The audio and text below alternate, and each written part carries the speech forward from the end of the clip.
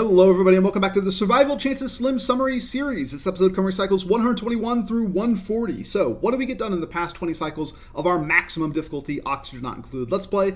Well, first off, we added 6 new duplicates to the base. Ari number 2, Jean number 2, Mima, Harold, Nisbet, and Mima number 2. Welcome aboard, you guys. We've also made a good amount of progress on our electrolyzer setups down here in the southwest. We've completed the tunnel all the way down to the saltwater biome. We haven't gone any deeper, one, because we just needed to get our oxygen online as quick as possible, but also because we found that there was a heat leak somewhere down here between this hot magma area and our saltwater biome. So we're not really interested in going down much deeper than this. This is good enough to get the water from this saltwater geyser and saltwater geyser to flow down here and mix thermally with this area. So we're fine setting up our pump right here. We set up our pump, we set up a water line going to a desalinator. This desalinator connects to a liquid reservoir, which then connects to these electrolyzers, and we're beginning to oxygenate this area. We do not have yet complete our oxygen line running from this area to our base. We're going to need to set up multiple of these, but we kind of have about half of it done, and it's just going to lead to a series of vents going around our base to supply oxygen to it.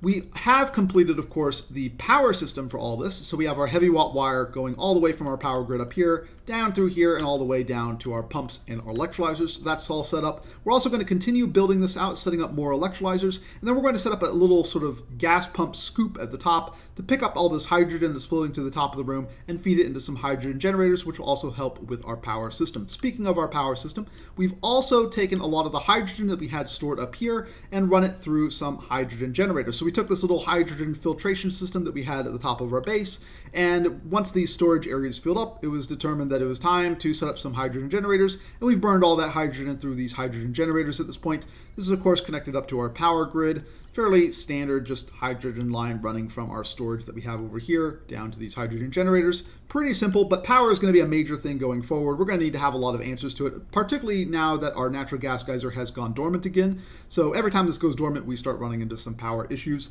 We have also switched over a little bit of our medical area to oxyferns. I think we're going to continue doing this because we need the medical area a little bit less now that we're not working in these really hot areas that are scalding our duplicates. We can get by with a few fewer medical cots. And so we're scooping up any of these wild oxyferns that we have around here and domesticating them using the wastewater that we have overflowing from our bathroom system. We have also done some work on ranching over here. We have set up basically a CO2 storage system where we have a little manual generator with a little battery, and then this gas pump is going to lead up to a mechanical filter, which will separate all the carbon dioxide from the gas that's being pumped out here, and then store it in a series of gas reservoirs that we're going to put in our hatch ranches. We're also going to expand out our hatch ranches so that these guys don't become cramped, and that'll also give us some more area to store our CO2, which ultimately we're hoping to feed all to some slicksters as the game goes on. Our slickster population is increasing, not quite as fast as we would like because we've gotten a lot of long hair larva eggs, because unfortunately this temperature is not at the hot temperature that would get us a lot of slicksters, but we can't really heat this area up just because it's so close to our farms. We've expanded out our farms a little bit, taking up all the little nooks and crannies that we haven't used before, kind of really pushing the limit in terms of what we have available for farming. We're also working on some heat shielding up here. This volcano leak that we have over here is becoming a little problematic. This area is going to need to be separated thermally from the rest of our base. We have kind of this area that we've dug out to help provide a little bit of a break line for the heat trying to get through, but we needed to set up some insulated tile across here, which we're now starting our work on.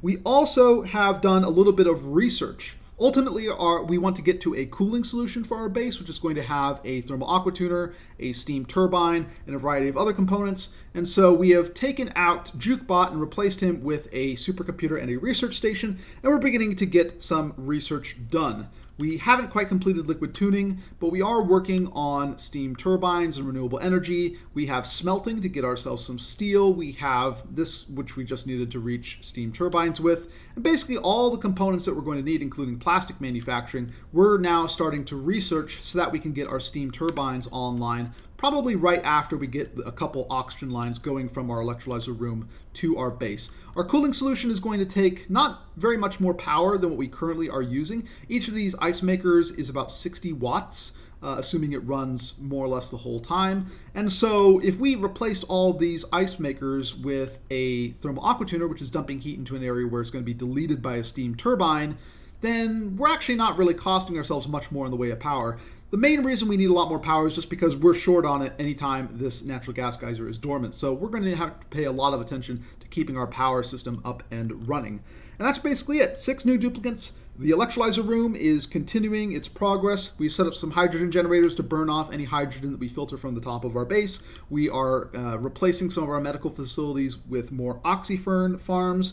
We have started up our CO2 storage in our ranching area and are expanding out our ranching area. We're setting up some heat shielding up here to the north, and we're continuing our research so that way we can have all of our cooling solutions online once we have access to a little bit of plastic and a little bit of steel. That's it for this episode, and I will catch you guys next time.